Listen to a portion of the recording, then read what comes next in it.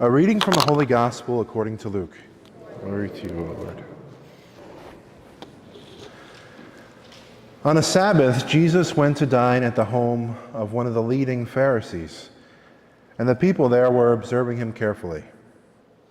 He told a parable to those who had been invited, noticing how they were choosing the places of honor at the table.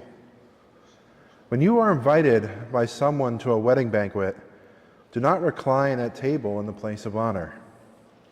A more distinguished guest than you may have been invited by him, and the host who invited both of you may approach you and say, "Give your place to this man."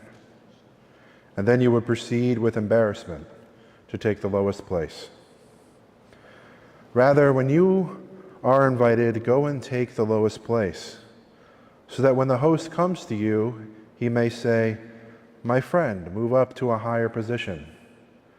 Then you will enjoy the esteem of your companions at the table.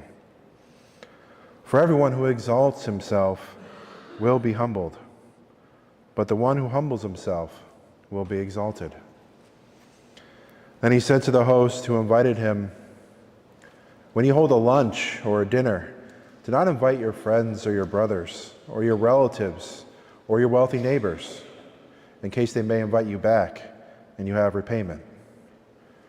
Rather, when you hold a banquet, invite the poor, the crippled, the lame, the blind. Blessed indeed will you be because of their inability to repay you.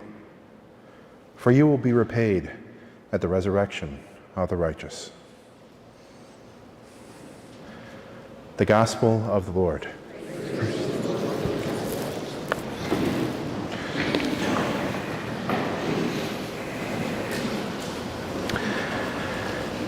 As always, there's so many different themes that run throughout the readings that we have each week. But I'm pretty confident that this week, the core one that really kind of stands out is humility. Humility. If we think about the first reading that we heard today, it talks about how the humble are praised by God, right? He says, "Those that are humble I approve of. Those are humble. That's the kind of behavior that the Lord approves of." And then in the gospel reading, we kind of heard a repeat of that. Jesus kind of gives us some practical advice, right? He says, okay, when you're invited to a party, don't sit at the head of the table, because when the owner of the house comes and he wants to sit at the head of the table, you're going to be embarrassed to have to go sit at a different spot. Instead, sit in the lowest place at that table. That way you can be raised up to a higher position. So it sounds like practical advice, right? You don't want to be embarrassed. But Jesus is telling us something a little bit more in today's reading. He's given us a bird's eye view into how God works. That's how God works. For those that are exalted, those that have this inflated ego, those that are prideful, he will humble. He will humble them in some way. And those that are humble are the ones that God will exalt. Those that are humble are the ones that God will exalt in some way, shape, or form. Whether it be in this material life that we're in, this temporary way we live, or in the life eternal. But usually it happens right here, right now. So what is humility, right? Like, I'm sure that's a big question. My professor back at seminary out in California, he told me, "Adam, there's 3 things you need to do to grow in holiness. Humility, humility, and humility." So that shows you how important humility is. I'd be hard to find a saint that was not humble, that didn't exercise humility. And what humility is, just to clarify, is humility is pretty much seeing ourselves in the true light. So seeing our pros and our cons in relation to God. So seeing who we truly are in relation to God. And the opposite of humility is pride, where we kind of boast of ourselves. We have an inflated ego. And, that can be easy to fall into too, right? I mean, with all our accomplishments and accolades, we can our ego can get really puffed up. But it's when our ego gets puffed up like that, when we have that pride, that it's actually the root of all sin. And humility is the counterbalance to that. Humility is the opposite. It's pretty much the root to all holiness. So Jesus has given us more than practical advice today. He's given us the way that God works in this world and in the next. And our gospel also points out one other thing. It goes back to that theme of investing, right? We've talked about that in previous homilies, where we can either invest in the here and now, that's temporary, or we can invest in what's eternal, right? Investing in what's eternal sounds like such a better payout, because it's going to be there for forever. And Jesus is bringing that up again in today's reading. He's saying, when you have a party, don't invite just the people that are wealthy and your neighbors and your brothers and cousins and family members, but rather instead, invite those that are blind, invite the poor, invite the disabled, invite the homeless, those that cannot repay you with an invitation to their next party. Because Jesus is telling us is that with that you're investing in what's eternal, because your repayment will be in heaven. You're carrying out God's will by doing that. You're blessing the poor and those that are less fortunate in a certain sense. So a great example of someone that's exercised tremendous humility, I would say, is Carlo Acutis.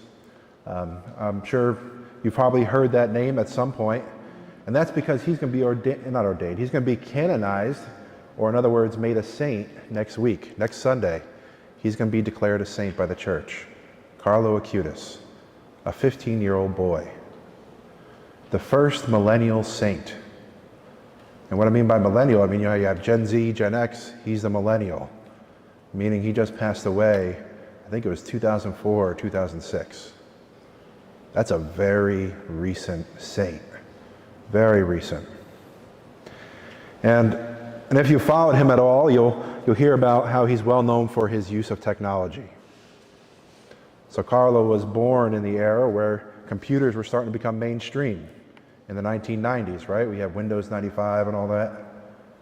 Well, Carlo, at a very young age, was very passionate about the faith. Very passionate about the faith, most especially the Eucharist. He would tell his male nanny, right? I'm not sure what you call a male that's a nanny, but he would talk to his male nanny about the Eucharist and how it's Jesus truly present. He would share with him stories of Eucharistic miracles that happen throughout the world. And that nanny actually ended up converting to the faith because of an 8-year-old boy, a 9-year-old boy. His passion was very intense, very intense. And EWTN put out a great video recently on YouTube that's free. It's titled, I Am With You. Fantastic movie. I just watched it 2 or 3 days ago. And it really shines as to how this 15-year-old little boy is so holy and filled with grace. It was just so recent. So with his devotion to the Eucharist, the same Eucharist that we receive here every week at Mass, he wanted to use technology to spread the gospel. He wanted to use technology to help people come back to the faith, to grow in faith. So at the age of 8, Carlos started studying computer programming. The +age of 8. So at 8 years old, which is a really little kid, he's studying C, the language C, C++, JavaScript, HTML, CSS. His mother started to buy him college tech books from the Polytechnical Institute of Milan. At the age of 13, he actually created a website that's fully online to this day. Remarkable, very smart and grace-filled kid. He created a website actually that displays all the Eucharistic miracles throughout the world, throughout history. And I won't go too much in depth on what a Eucharistic miracle is, but I promise you, if you look it up, it's going to be quite profound. And there's many, many, many that have happened throughout the history of the church that are scientifically backed, scientifically critiqued. So Carlo knew about these, and he was like, I need to let other people know. I need to get this word out. So at the young age of 13, or a young age of 8, he starts learning computer languages and creates a website. Quite remarkable. So that's our saint. That is our saint for our era, who is just alive in the 2000s. That's remarkable.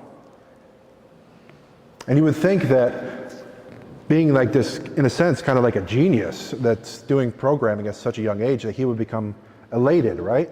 That he would become like proud of himself and have this huge ego and maybe like stop coming to Mass because he's too good for Mass, or maybe he would stop hanging out with certain kids because he's only hanging out with the cool kids now that he's has his own website and he knows programming language.